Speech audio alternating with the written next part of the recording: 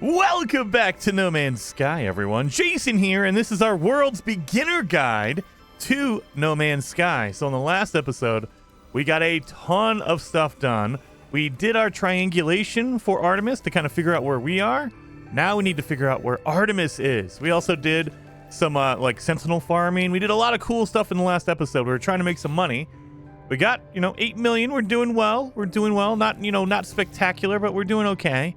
We might take an episode to just farm up, but, we'll get there when we get there. We have our good weapons. Again, remember, we got our sentinel upgrades for our weapons, so now we have a good bolt caster going on. We also got a few upgrades for our suit, sentinel upgrades. So we're doing good. We're doing good. But let's go see where Artemis is, and maybe we'll stop off and do a little bit more farming, get some good stuff going on, because we need to fix our ship. Remember, we still have... Let me see. We still have our solar ship, but this thing is broken. So we're going to need a lot of money to either buy the materials to fix it, or we can buy repair kits and just use the repair kits instead. But either way, we're going to need a lot of money to do that. So let's keep going. We're going to use our starter ship. And, oh, look at that. That's a cool looking Explorer. Dang it. All right. Well, dang it. I'm already leaving. Now, if we see, like an exotic, so there are different types of ships. Right now, I have the Radiant Pillar, which is a fighter ship. But you have explorer ships, and every ship has a specialty. So, they all have the same, like, upgrades. You can get your hyperdrive upgrade, you get engine upgrades. You can get all the same upgrades. However, their starting stats will be different. So, a fighter will always have more damage than any other ship. So if you want to do a lot of damage, get a fighter. But if you want to like travel, like if you're jumping to different star systems, you want to get an explorer because their hyperdrive range is better than any other ship. So every ship has its own custom thing that it does better than anything else.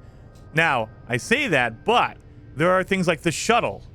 The shuttle doesn't specialize in anything. However, it will always be the cheapest ship you can get. So it's the least expensive one you can possibly get. So if you're really hard up and you need a ship, a shuttle will always be there.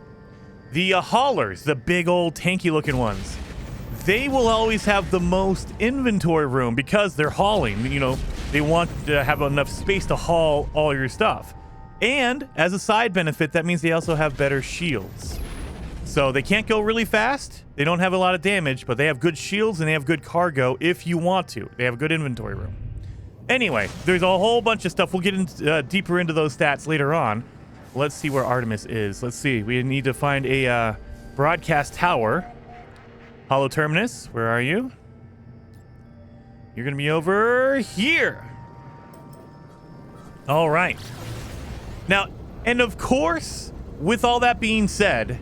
Like my fighter right now, this fighter, it has really good damage to start with. The stats are really good. However, if I don't put any upgrades on this and I get any other ship and I put upgrades on that ship, it'll be better. So it always depends on your upgrades. It depends on your supercharged slots. Remember, we have these supercharged slots. These slots right here, they will increase whatever you put in there by 25%. So, like if I put my shield in there, 33%, 33%. But if I put it in the supercharged slot, it'll go up to 41 on each. So it will increase your stats. So all of these things go into play. It gets really complicated really quickly. So you can have a cool, like a fighter ship that does a lot of damage. However, if I get a supercharged slot and I slam in a whole bunch of my shields, it can have a really good shield as well. So just because something like a ship specializes in something doesn't mean it can't be good at something else as well. So you could have a fighter that has really good shields and does a lot of damage if you line up your upgrades correctly. So, and it all depends on how much inventory room you have, what kind of upgrades you have, and also your supercharge. So that's when it starts getting really complicated and you gotta break out like a spreadsheet and go, okay, if I move this upgrade over here and I put this one over in my super, then you start getting into the craziness. Just as a general rule, if you want the best damage, go for a fighter. If you want a lot of like travel, if you want to travel long distances, go for an explorer. And, you know, once you get really deep into the stats and you can kind of figure it all out, that's when you're like, okay, now we got to figure all this out. I've never been here, so let's open this up. Again, these damaged machineries can give you an upgrade, possible. Most of the time they'll do that, though. They'll give you nanites. That's okay, though. We can use nanites to buy upgrades, so that's fine, too. Where is my buried technology? Keep in mind, buried technology is always nearby these damaged machineries. I know I've said it a lot, but it's something that people overlook. So just keep in mind, if you see a buried technology, you're going to have a broken machinery, and vice versa. If you see one of these things smoking, there's probably buried technology, salvage data nearby. I think I've seen maybe one or two ever that didn't have one. So, I mean, as of course, it's procedural generation. The game kind of procedurally randomizes stuff. But as a general rule, like 99.9% of the time, you will see those together. Every once in a while, you might find a rare case where something glitched out and it just didn't appear or it just didn't load in or whatever. But your odds are very, very good that you're going to find it. Let's talk to Artemis to see what the heck is going on over here. Get in here. Hello. Holographic comms tower. So we fixed the first one. We don't have to fix the second one. So once you've done it the first time, you shouldn't run into any more broken holographic towers. Holo terminus activated. Multiple signal sources available. The tower hosts a powerful transmitter designed to facilitate holographic communications across long distances. Let's activate this thing. There we are, and we should be able to talk to Artemis. Hey, Artemis. Have you triangulated your position? Let me know when you're ready to receive some data. Yeah, give it to me. Excellent. We're really getting somewhere. Hold on. Artemis transmits some data of their own. A star chart showing the skies around their location. I don't have any equipment here. I don't know where I am, and I don't even know how long I've been here. So I've taken an old-fashioned approach. I've sketched the star... Really? Did you just give me the... Okay. He gave me the schematics for a signal booster to triangulate my position. But Artemis is not doing that. He's just like, I'm going to sketch the stars and send you a picture. You should find plenty of locals able to match our star pattern. My ship was nearby, so we can't be that far apart. I'll patch my translator through so you can understand what they're saying. Yeah, because we don't speak the local language. You'll need to calibrate it first, though. But that should only take a few words. Great. Good luck. Or maybe see you soon. Well, awesome, Artemis. I have to go translate this picture. I need copper. Oh, damn. We got to go get copper. I've been refining all my copper into chromatic metal, so let's look around for some copper around here. Copper there. Oop, copper there. So there's going to be multiples of everything. So it's just more like me. I'm lazy. I'm just looking for the one that's closest to me.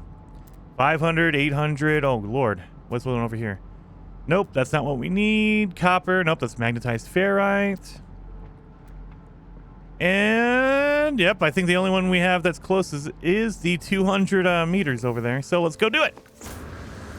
So we need to get regular copper. You can't use any refined, any chromatic metal. Oh, God. Really? Jetpack? Well, you know what? This gives me an idea. Let's scan. Oh, wait a minute. We have our upgrade for our multi-tool. Remember, we got our scanner upgrades. Let's scan some animals. 200,000 for that. Man, we're going to be making so much money. It's going to be ridiculous. But while we're here in a cave, just like in the first episode, guys, I always love to do this. Go into a cave and you can grab a whole bunch of cobalt and you can make batteries out of it. So let's grab some cobalt while we're here because you always need batteries. For, the entire game, batteries are going to be useful, so it's a good idea to keep, like, a stack of batteries on you. And you're going to slowly use them, so you might as well, keep going. Now, here's something not a lot of people know. So you see the top of my screen? That is a hazardous animal. That's a hazardous plant. The little, toxic little bulbs that are on the ground. However, you notice it's not doing anything, right? It will not activate unless your cursor goes over it. So, look, I could do this all day. Nothing, right? But if I put my cursor over it, look at that. They only activate when you look at them. So keep in mind, these things will only activate when you look at them. So you can be running through a cave and you run right by it. As long as your cursor does not go over that hazardous plant, you're good to go. So that is a good trick to know. Like if you see one, you can see it on your screen. As long as your cursor doesn't get near it, you're okay. So just make sure you don't do that and you're good. Like this one right here. It's over on the right-hand side. You see it? Right next to all the bushes. I can walk right by it. No problem. So if you don't want to deal with it, just don't look at it. Just don't look at it. It's the advice for a lot of things in life. But don't look at it and you won't activate it. Let's get some of this carbon. Yeah. Look at this cave. This is a really good looking cave. Like these are all, again, they're procedurally generated, so they're all going to be randomized. But man, this one, look at this. It's just perfectly like sized to where it's not too tall. So you actually get the plants that are like floating. Look at that. That looks really cool. I like that. That's a really cool looking cave. Look at this. Okay. This is like, usually they're pretty big. So you don't get to see all the combination of the plants hanging down. You see them, but they're not like in your face like this. All right, let's head back to our ship. We got some cobalt, right? Oh yeah, we got a good amount. We got a 67, 167. 104 batteries. I think I'm okay for a little while. Actually, you know what? I'll get some more. Let me get some more. Always, I'm always thinking I need more anyway. So I've got a stack of 200 batteries. I'll feel good when I have a stack of 200 batteries. Grab all this. Unidentified. Give me all these. Now be careful. Don't look at the poison. So we know it's right above my cursor right now. You can see it at the top of the screen. So I'm going to move my cursor over here. And, oh God. Don't touch it. Don't look at it. And yeah, look at it. Boom. I can walk right by it. Now, if you run into it, of course, if you bump into it with your character, it'll probably activate as well. So don't be too crazy. You know, don't go over and like touch it or whatever. But as long as your cursor's not on it, you're good to go.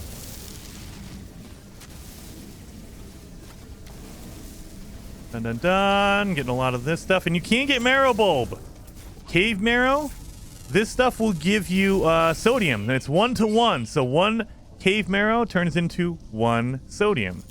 So you can refine it. If you need some sodium, this is a really easy place to go as well to get some sodium. But it does take a while to refine. So let me show you what I mean by that. Let me farm up some cave marrow. So we have 94 marrow bulb. If I put it in my refiner. Where are you at? Marrow bulb. There you are. Right there. 94. 22 seconds and I'm going to get 94. So 94 to 94. 1-to-1. So again, that's the reason why you want that backpack refiner. It is so useful. I love that thing, man. It's probably the one thing other than my mining beam. It is the one thing that I use the most. Of course, you use the mining beam because you're constantly trying to get materials. But man, number 2 on my list is always going to be that backpack refiner. I love that thing. All right. So we have that. Let's, oh yeah, we need to get our, I got all distracted. We need to get copper, duh. I was all lost in that cave for a minute. That should be good. What is it highlighting? So whenever there's a highlight like this, what are they trying to tell me? Oh yeah, the translator. I hate that. So they will give you steps on how to do stuff. If you don't like that, like if you buy a new blueprint, it'll say, hey, you should make this new thing you bought. I hate it. So go to your log, and you should get a mission, like a blueprint down here. You can turn it off. This happens to be part of the main storyline, so I can't turn it off. Dang it. But, like, if you buy a blueprint for whatever technology, you buy, like, you buy a multi-tool upgrade or whatever, a blueprint, it'll keep highlighting it to show you, hey, look, you have this new blueprint, you should build it. It's like, yeah, I know. I don't need you to tell me. I'm gonna do it. I just need to go get my materials, dang it. There we go. We're just gonna grab a whole bunch of ferrite dust. We're gonna need that for our batteries. And just in general, you want to have some materials on you at all times. Just in case, like, my backpack, my jetpack breaks. You need ferrite dust for that. And then anything in the future. That way I don't have to worry about farming later on. Like right now, I'm out here looking for copper because I didn't keep my copper. That is not a lot of copper. What is going on here? Did I kill an animal? Oh my god, I killed an animal. I didn't even know it. Oh god. Oh, I don't need cytophosphate. I'm going to get rid of that. I don't need mordite. You know what? I'll put that on my ship later. Open these. Ooh, look at this. So you can also go up and down on your refiner. So what I mean by that is, if you take a material like, for instance, cobalt. If you refine it, it'll turn into ionized cobalt, right? And so it's a more refined version of it. But I don't need any ionized cobalt, right? I need more regular cobalt. So you just take your ionized cobalt, put it back in the refiner, and it'll turn right back into regular cobalt. So you can go up and down for most items. Most. Now, you can't do that for something like magnetized ferrite. So you see, like, if I take my ferrite dust, that'll turn into pure ferrite, right? You cannot go back into ferrite dust. See, it goes up. It doesn't go down. I wish they would give us an option to go up or down. Like, I wish I could refine this back down into ferrite dust rather than pure ferrite or whatever. Please. But they don't let you do that. You cannot do that. So instead, you can go up to magnetized ferrite. But then, once you get to magnetized ferrite, that is the most refined ferrite you can get. Now you can go back down to pure ferrite. But there's no way to go back down to ferrite dust. If you put that back in there, magnetized. So you're just going back and forth now. So it kind of sucks. You're kind of locked in. For some materials, there's some things that have multiple steps. But for anything that has like a one step, like if if I refine my chromatic metal into, or if I refine my copper into chromatic metal, I can go back from chromatic metal to copper. So there is that point. And if you have a larger refiner, you can kind of do some combinations. But we're not going to talk about that yet. So later on in the game, we'll get larger refiners that'll have multiple inputs.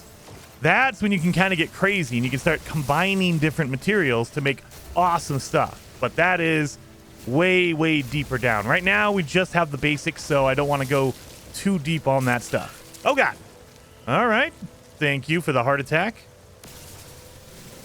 Do I have enough cobalt? I do! Oh, my God, I do. So let's put in the translator. So we have our... Oh, microprocessors on our ship. But we have the 100 cobalt or copper. Oh, yeah, we should probably refine that down.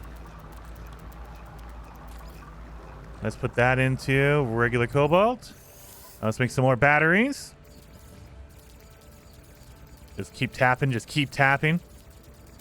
So, I've noticed a lot of comments asking about why or how I can do that. Like if I go to delete something like this. I'll eat one. If I delete it, it's immediate. It's instantaneous. You can do that through your settings. So if you go to your options, go into your accessibility. You have all these different cool options. Like you can enlarge your text. I always have mine enlarged. Flash to white, you can disable that. So instead of the screen flashing to white, it'll flash to black. That way it doesn't blind you or cause any like issues, because some people have an issue, a sensitivity to flashing white lights. You can do that. But you also have down here, it says hold to confirm. There are going to be 3 different options here. You have hold for important. So anything, you have to hold down the button. So now if I go to, let's apply. So now if I try to do anything, like if I try to, let's see, if I try to delete this. If I try to delete it, you get a little loading thing. You see that circle? That's the default. So it'll take a second. So it wants to make sure you have to hold down the button so there's no accidental deletions. And it's the same thing for eating things. It's the same thing for anything. Any option that you have to do something with, it'll hold, you have to hold the button down for about 3 seconds. Or if you want to, you can change it, go back to your accessibility. You can change it to where it is holding only for destruction. So if I go to eat something, it'll be instant. Or if I go to build something, it'll be instant. The only time I have to hold it is if I destroy something. So now, again, if I do the same thing here. If I go to destroy it, I still have to hold it down, right? But if I go to eat something or to build something, like if I want to build a metal plating, if I just do it, boom, it'll be instant. I don't have to hold it down.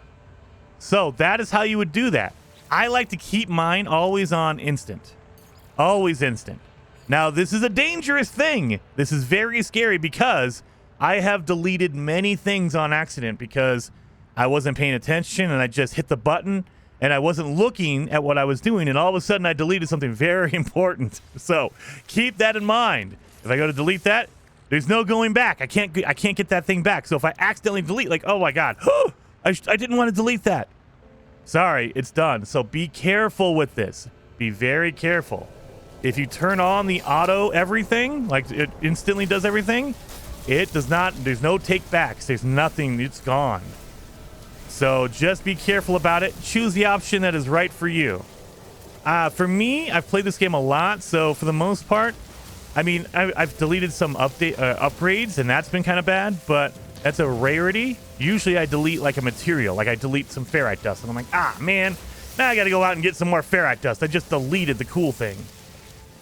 So, but most of the time, I don't delete anything important because I'm usually paying attention. Not always, but usually. We're getting some more ferrite dust because I built a whole bunch of metal platings for no reason. You know what I haven't tried? I don't think you can, but let me try this. Can I refine a metal plating? I don't think I can. Nope, you can't. So I can't, like, if I make metal plating out of ferrite dust, you cannot get your metal plating or your ferrite dust back. It's done. It's permanent. You can't refine a metal plating down. I wish. That'd be awesome. Scan some stuff. Get some money. Where'd my ship go? There it is. I scan this big guy? I did already. Dang it. There's an animal over there I didn't scan, though. Look at this little guy. Let me scan you. Get some money for you. That one's done. 200,000. Yes. And this one is a 200,000. So I just gained like more than 500,000 by scanning some animals here. I love it. Let's head back to our ship. We got to fix our translator. Then we got to go talk to some aliens and figure out what the heck is going on with this map. This star chart that Artemis drew up for us. Again, they gave us a freaking signal booster, but he can't use it. Only I can. I got to go decipher this freaking star chart. Thank you, Artemis.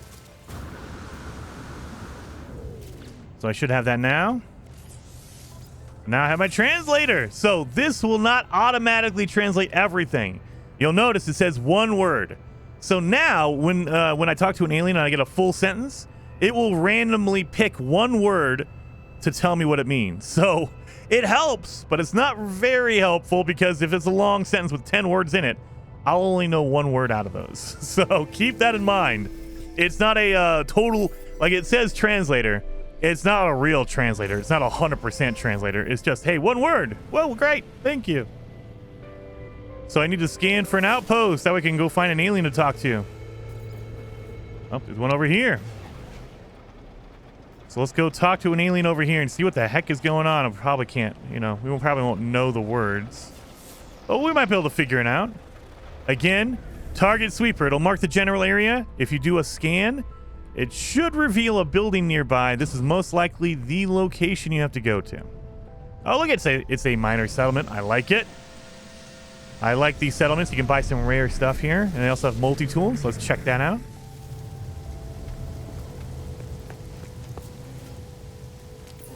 Specialist. Ecopi. Hey, see, look at the whole thing. I got one word. Yay! Great. I got one word. I know trade. I need dialect help, please. Specialist releases a sweet scent and teaches me a word of their language. My brain feels refreshed. As I turn to leave, Specialist pulls at my sleeve. They must have appreciated my interest in their history, as they hand me a chart with directions to an ancient relic. So nice. So I'm interested in their language. So he says, hey, look, if you want to go, here's another place. You might be able to learn some more words there. Let's see what the weapon they have here is. It is a C class, and it has no good upgrades. It has a paralysis mortar, but I I'm not worried about that. It's C class, and there's nothing really good in it, so we'll leave that alone. Let's check these. Always check, always check the different things here. I got some nanites. Ooh, I got a lot of nanites out of there. This is another place where I can sell some stuff. So I can sell. Did I pick up anything important? I can sell my cytophosphate. I can sell the storm crystal. We don't need that yet. So any items that you don't care about or don't think you're going to need, you can sell them. Do not sell your planetary chart. We just got that one. We need that for our mission. I can sell my salvage data. Yes. Sell my Mordite. Yes. And starship inventory. I don't think we have anything in here. We got some Fecium. We don't need that. Let's sell that. Mordite. Yeah, we can sell that. Okay, nothing really. I have some navigational data, but nothing really important. Yeah, nothing. Nothing. Well, great. So now if we buy... Now, this is a minor settlement, so not as... They won't have as much as, like, the space station. Space station has everything, whereas this is going to have a little bit. Like, a space station will have, like, 400 or 500 ferrite dust. Down here, they have, like, 100. So, not a big deal. If you're just trying to get a little bit of stuff, you're good to go. But they will have specialized items like hydraulic wiring. They will have the upgrade pieces for you. And that's just the regular terminal. If you come over here and talk to the technology merchant, it sounds like you're going to be able to buy technology from him, but not really. You can buy blueprints. So there's a difference between blueprints and upgrades. Upgrades are pre-made. All you have to do is install it. Blueprints are just that. They're blueprints. There are directions on how to make your own. So let's get in here and see. Technology merchant wares include blueprints for craftable technology, as well as the many components used to build those blueprints. And again, oh, now I know 2 words because he taught me 1 word. So here, we go to purchase blueprints. He will have all kinds of different blueprints. So if I buy this teleport receiver, I will learn the blueprint so I can keep making it over and over again. So I can build one, put it in my ship. And then if I get another ship, I can just build another one as long as I have the materials. That's very, very important. An upgrade is a one-time use item, and it's like pre-built. So it's already pre-made. You don't have to use any materials for it. However, you can't make more than one. So you have to buy them. You have to just keep buying them. So that is the difference. This is more of where they're teaching you how to build your own. And you'll notice I already have some that he's going to teach me how to make it, but I've already built it. I know the recipe. So I know this one. I can't buy it because I already know how to make that. So as you progress in the storyline, you will eventually learn most of these as you go through the storyline. But if you want a head start, like if you say, hey, look, I don't really want to deal with the storyline. I just want to get out there and explore. You could just stop by one of these merchants and just grab everything you want. So if I have I have nanites. I have 165. I don't think there's anything here I really need. We will get a teleport receiver eventually. We will get most of these in the storyline, so I don't want to waste my nanites buying these. I want to buy the upgrades, the already built ones. That way I don't have to worry about it. So we'll back out. However, he also will sell you the components, the building pieces for it. So this is where you get the more rare items, like the amino chambers, the solar mirrors. These are pieces you need to build those blueprints, but he'll sell you a few. Like, he doesn't have a lot. Look, he has 1, 2, 2, 3. He doesn't have very many, but he does have some. He also sells exosuit upgrade charts. We might buy a couple of these. Anyway, so this is where you would come to get like some of the more rare materials and the rare blueprints that you want to get. Anyway, but we're done with this. Let's use that chart. And we will go find the ancient ruin. That way we can learn another word. So we're trying to learn more words from this language. That way we can talk to a local and translate our map. So let's use the one he gave us. Boom. It does a scan. It should mark an ancient ruin somewhere. An alien artifact. And it is over here. Hour away. So you'll notice a lot of times if it's like a long distance away, I'll fly outside of the atmosphere, because once you leave the atmosphere, you can do a pulse drive. You can't do this near the surface. It won't let you because there's too much oxygen. There's too much atmosphere there, and it slows you down. Once you get into space, though, you can totally do that. And then you have to go back into the atmosphere, and it locks you away. You can't do that. So it says, planetary interference. So you cannot do the pulse engine when you're too close to the surface. So, we have a building over here. That is not what we need. That looks like a factory. We don't want that. So this should maybe mark the exact location. Oh, it did. It marked the exact location. So here we are. We have a plaque right here. This is an ancient ruin. We learn another language in the Gek language. Let's go down here. Wait a minute. It switched up my log. Yeah, see, I hate that. I hate that it switched it. Go back to it. Make sure you have your mission highlighted, whatever one you want to do. That way it counts it. Learn another word. I convulse as I reach out and touch the beautiful stone marker, my mind filling with a deadly knowledge of the true history of the Gek. We are the masters of the galaxies, the overlords of the cosmos. Each foe will submit with bended knee to the almighty Gek dominion. We are the first spawn. Look upon our work and despair. All right. I need help with language. Relax. My knowledge of the Gek increases. So, as we go through the storyline, my favorite aliens in No Man's Sky are the Gek. And you kind of learn why. You know, like why they are how they are. Because traditionally, the Gek are the traders. They are the merchants of No Man's Sky. They are always the ones that want to cut a deal. They want to get credits. They want to earn money. And then the Viking, the big lizard-looking guys, or the big, like, angry lizard-looking guys, they are the warriors, right? Well, you learn why they might have come to prominence later on, but we'll get into that later. We've learned this, so now I need to do another life form. I need to learn word from a knowledge stone. So we need to find a knowledge stone around here. So you'll see knowledge stones all over the place. Well, not here, obviously, because they hate me. So you'll see knowledge stones all over the place, generally. They are... Well, of course I don't have any near me. Of course I don't. Well, we need to fly a little bit, I guess. Need to find a knowledge stone. Well, great. Let's fly. So they are spread out all over the planet. You might find a region like this where there's none. That's fine. Let's just fly a little bit. Get to a different area. Maybe we'll get some knowledge stones to load in. So now let's land here. This looks like a good spot. Let's pull up our visor and look around. Knowledge stone, where are you? Seriously. Got no knowledge stones here, huh? Are you serious? All right, we're going to do one more jump. Let's go a little bit farther. Obviously, we didn't go far enough. Let's go. So I'm going to leave the atmosphere. I'm going to pulse drive and go really far. And there we go. Stop there. So we went like a good distance away. Hopefully they can populate some freaking stones here. If not, we'll go to a different planet, because this planet seems to suck for stones. But knowledge stones are going to be random stones spread out in the system you're in, and they will teach you the language of that system. So if I'm in a Gek system, it'll teach me the Gek language.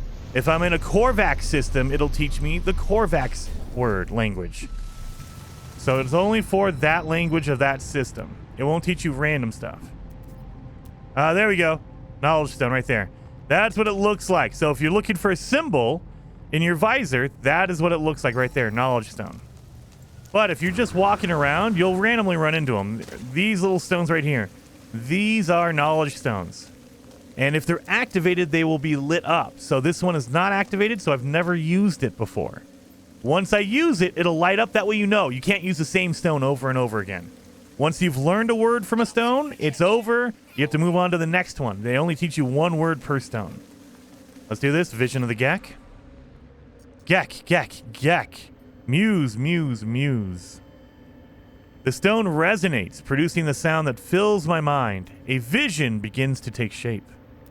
A small alien life form kneels before me. They are tired, beaten.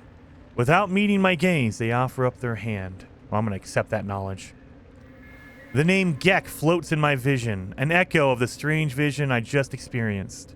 A word in that alien tongue is seared into my brain. So now I learned the Gek word for the. And you'll see now it's highlighted, or now it's lit up. So I know I can't go back and I can't activate it again. That one is done. And the cool thing is, once you've done it once, you get that cool intro to begin with. Now, any other stone I find I won't have to do all that whole thing again. It just, oh, look at this little Diplo. Whoa, this little dinosaur. Look at him, 130 because he's smaller. The larger, I've noticed, the larger or the more rare the animal, the more money you get. It's a small one, that's why we only got 130 before. Or 130 for that one. Boom, boom, boom. I don't see any more knowledge stones. Really? We only got the one? Oh my god. Well, I will say, once you've learned the language of the Gek, now it won't do that intro anymore. But if I go to like a Korvax system, I'll have to do the same intro. They all have their separate intros of like basically the history of that race, that alien race. So let's look around here. Yeah, I don't have any knowledge stones. Let's just run a little bit, see if I can find another one. So as you keep moving, you'll get, things will pop in as they get closer to you. No, no, no. No, no, no. Keep going. Really? You are going to make this difficult, aren't you? Go this way. Just want one knowledge stone. That's all I want.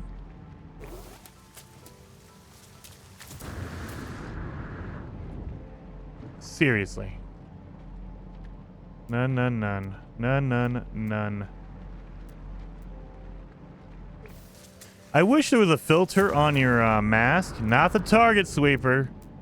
I wish there was a filter to turn off all the other markers except for the one you're looking for. So, like if I'm looking for a knowledge stone, I can turn off the mineral deposits. I can turn off the health. I can turn off the eggs. I can turn off all the other markers and just show me knowledge stones on my my visor. That would be awesome. I don't want a target sweeper. I just want to be able to turn off the different markers for myself. That way I don't have to worry about my, if I look somewhere and I'm like, oh my god, there's so much crap in front of me. I can't see what's going on here. Like, nope, it's okay. We got it. Let's crack this baby open. Don't need that junk. And nanites, dang it. Oh well, you know what? I thought I was going to find some knowledge stone.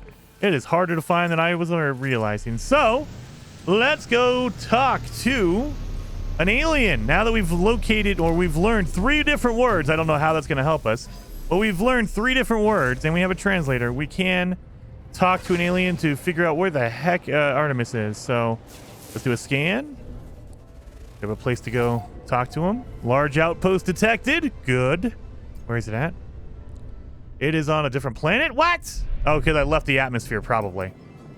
Potential assistance over here. So, the way that No Man's Sky works is that it's all procedurally generated. They are just randomly putting stuff everywhere. So, depending on your mission, if you leave the atmosphere, it'll just mark whatever random place nearby that it knows about. It's never like... It feels like sometimes it looks for the closest one, but other times it just, like this one, it picked a random planet and just marked it for me instead of the planet I was on or near. And so it's just a weird randomization that the game does. So your locations are going to be a little bit different than mine. They probably will be. Like you might not go to the planetary, the minor settlement. You might get a trading outpost, or this one, like I might have a trading outpost here. So it just depends on your game and how crazy it wants to be. I think that's it right there. Let's land here at the trading outpost. There we go. So it is randomized. So if your game is not exactly like what I'm doing, like if your mission locations aren't the same, that is totally fine. That is by design. That is how they do it. So let's talk to this guy over here. Hey, man, you want to help me with my map? I got a map I need you to translate for me. Toil Gek.